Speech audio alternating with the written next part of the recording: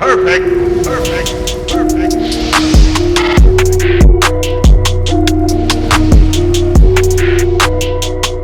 The Philadelphia 76ers take down the Sacramento Kings 125-108 in Sacramento on a late Thursday night. The Sixers now move to 38-25 on the season and now move to 10-23 on the road after winning their first road game since January 20th.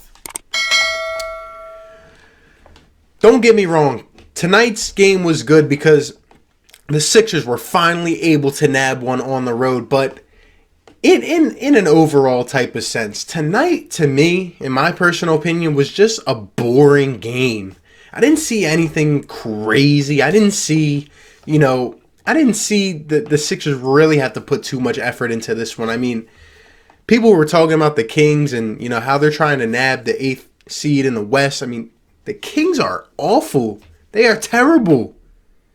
From what I saw tonight, I mean, I know they have a lot of young talent, a lot of fierce guys on that team, like Buddy Hield and De'Aaron Fox, but honestly, they just did not look concentrated and disciplined, and I'm sure Luke Walton will do a good job over there eventually, but the Kings just did not look like a good basketball team to me, and I know the Sixers aren't right now. Obviously, we're down Ben Simmons, Joel Embiid, Josh Richardson. But these guys stepped up tonight. I mean, Shake Milton played well. Tobias played well. Al Horford, how about a plus 41 for Al? Contributed 18 points, 8 rebounds, and 6 assists for Al Horford. I mean, that's not crazy good by any means, but with how Al's been playing lately, I mean, I'll give him credit. He had a good game, man. He had a good game, but let's remember, it is against the Kings. Tobias had a good game, came out hot early. Kind of faded as we went on, but these guys come out and play like this against the Kings. I want to see it against the good teams. I know we're compromised right now. Maybe Al Horford was trying to tell us something. I proposed in a couple weeks back Al Horford for Buddy Hield. Al Horford was, being talked about to the Kings in the offseason, right? Before he signed with the Sixers, and guess what? He beat balls out against the Kings. Al Horford for Buddy Hield. What y'all think?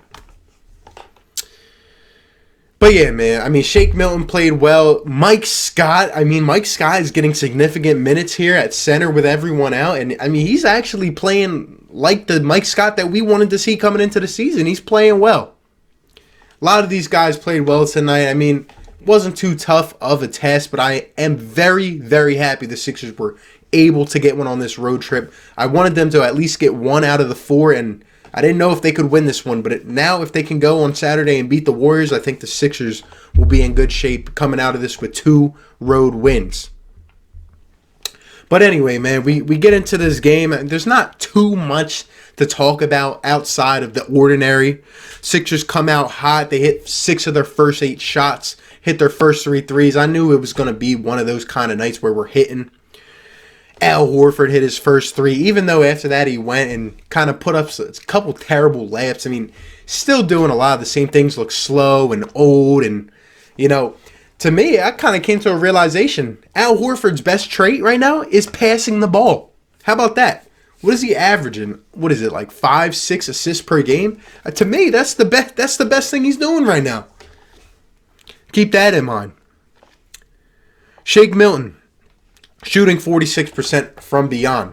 He came out, and once again, when he gets his looks, man, he's knocking them down. 3 for 5 from beyond the arc. 8 for 14 overall. Great game for Shake. 20 points, a plus 19. As I mentioned, Tobias comes out hot and strong right away. We tend to see these type of things, not usually on the road, so I'll give him that. This was on the road, but usually Tobias comes out against, the Knicks and the Hawks and the Kings, and he comes out firing and he can't miss those type of games. The only bone I have to pick with Tobias, and it's the same thing I've been saying, is like, you have to do this against the good teams, the Clippers, the Lakers. You are being paid to be the man. I want to see Tobias do this in crunch time when we're going to get down the stretch here and when we're having, close, tight situations. We're going to look upon someone to be the man for this team. Tobias has to show me something that he can be that dude. He can't come out and put up 40 against a bum team and just not show up when he wants to against a good team.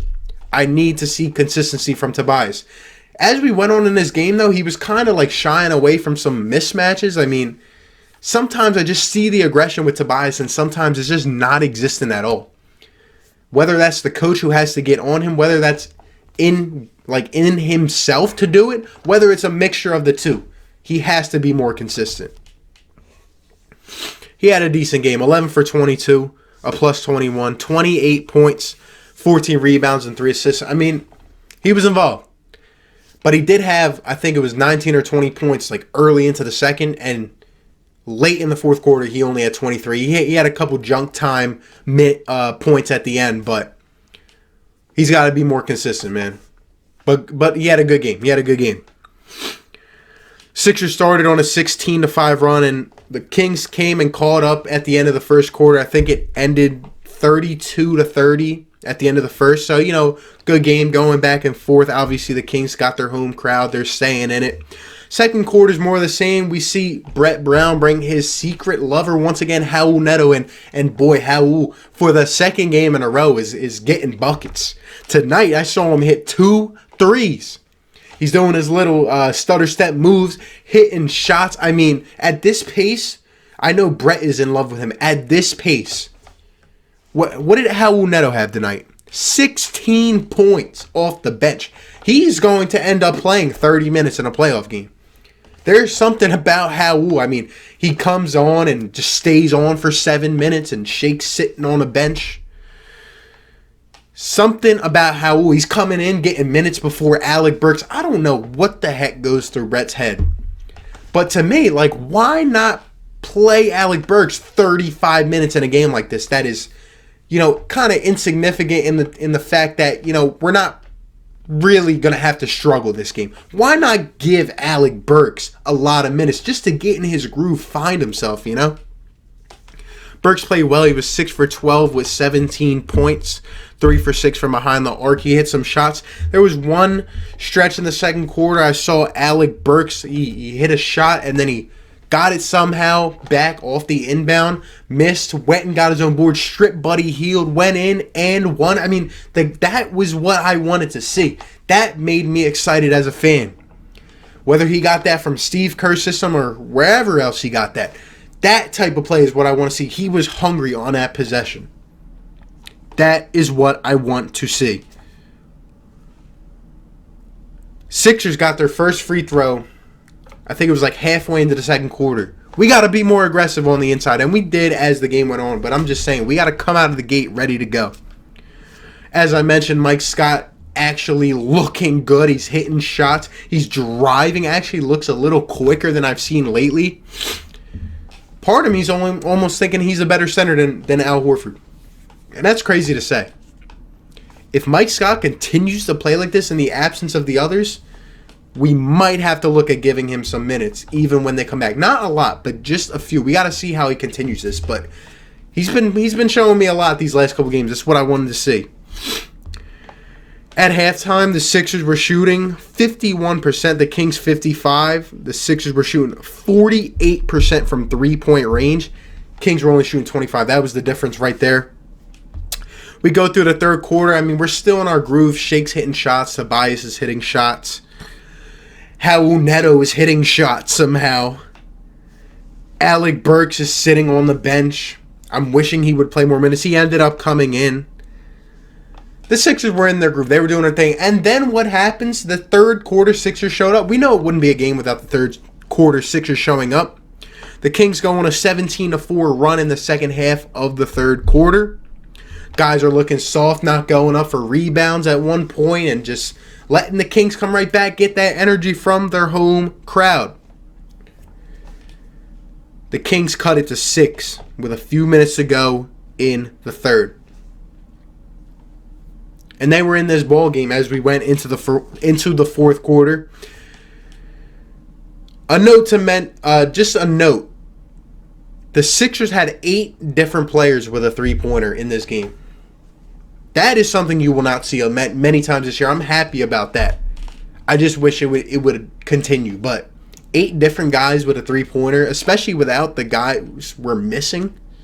I mean, I know they're not three-point shooters heavily, but, 8 different guys on this team with the roster we had tonight? Interesting. So we go to the fourth. I see, Glenn Robinson's playing hard. He actually hits a 3 again. Maybe, 2 games in a row now. He's finding his groove. Sixers doing their thing. With 6.5 minutes left, I'm feeling pretty comfortable. I'm starting to kind of doze off. It's been a long day. And then what happens? The Kings once again come storming back. 6 minutes to go. The Kings cut the lead to 9. Buddy Hield is hitting shots over guys. I mean, the Kings, they have Harrison Barnes, who's being severely overpaid. He's hitting shots. I mean, Harry Giles is getting buckets tonight. Bjelica? Come on. If this was a better team, they probably would have ended up taking the lead, honestly, because we started slacking off. Kings came back with 5 minutes to go. They even cut the lead to 6. I was getting very nervous. I actually woke up. I'm like, holy crap. The Sixers have showed up. They might blow this game. Kings went on a 16-2 run, but then with like 4.5 minutes, they went cold again, and the Sixers ended up securing this one.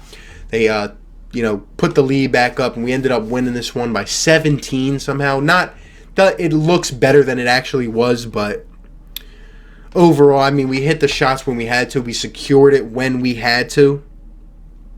I did get scared, though, at that moment in the game and in other moments in the game. It's just like, why does that always happen? Like, why do we slack off? Why do we just take our foot off the gas pedal sometimes? It's the system. But anyway, I'm not going to, throw shade on Brad. I don't have time for that tonight. But this was against the Kings, so don't get too overhyped. I mean, I'm not going to go crazy about this game. The Kings are awful, man. They suck. Sixers did what they had to tonight. Like I said, Al was a plus 41. Mike Scott was a plus 11. He played well. Tobias was a plus 21. Thibault was a plus 13. He had a nice putback in the fourth. Shake Milton was a plus 19. Tobias over 20 points. Shake over 20 points. Alec Burks 17 off the bench. Raul Neto 16 off the bench. Overall, these guys had a good collective effort. For the Kings, didn't really see too much. I know De'Aaron Fox was cooking us a few times. Buddy Hield started to hit some shots off the bench. He had 22. Kent Bazemore at one point, he disappeared the second half, except for that technical at the end. But in the first half, he was cooking us. I was like, Kent Bazemore was cooking the Sixers. Come on, man. Not Kent Bazemore. But yeah, man, the Kings didn't really show me too much. They don't have too much. They have talent, but I think they're going to take a few years to nurture that. They do have the biggest playoff drought. I did see that on the broadcast. That's pretty interesting. The last time they were in the playoffs is the last time they had a winning record, which was 13 seasons ago. Think about that. Sometimes I get mad that I'm a Sixers fan, and then I just think about things like that. God bless them over there in Sacramento. I've never met a Kings fan. Let me know if you find one. Overall, the Sixers should have won this game, and they did. They ended up shooting 46% at the end from 3 and 49% from the field. Kings actually caught up close in the percentages. They did shoot better from the field. They were close in three-point, only shot 38% though. Sixers, once again, low on the turnovers, 13 below our average. And, I mean, that is one thing that has drastically improved. The Sixers are not turning the ball over as much. We will see how that number is impacted if and when Ben Simmons comes back. Speaking of Ben Simmons, I'm hoping to get an update on him and Joel Embiid soon. I think we're supposed to. I mean, it's been about a week, right? I'm really praying them guys come back healthy and soon. We will need them to make the run in the playoffs. I need to see more of this kind of Al Horford. I mean, he still needs to be better, but at least he was, he was better than the Al Horford we've seen, the pitiful Al Horford. You know my thing, like I said, with Tobias, he has to keep up the consistency. Shake Milton just continuing to impress me. If he keeps playing like this, he will be playing significant minutes into the playoffs. We might even have to think about putting him in the starting lineup with how he's playing right now. We shall see what happens in a few days. Let me know down below what your thoughts were about tonight's game and going forward, and just different thoughts on Mike Scott and Shake Milton, Raul Neto. Let me know all of it down below. Be sure to like, comment, and subscribe to the channel. I appreciate all of you. Thank you for stopping by, and I'll catch you on the next one, man. Peace. Perfect. Perfect. Perfect.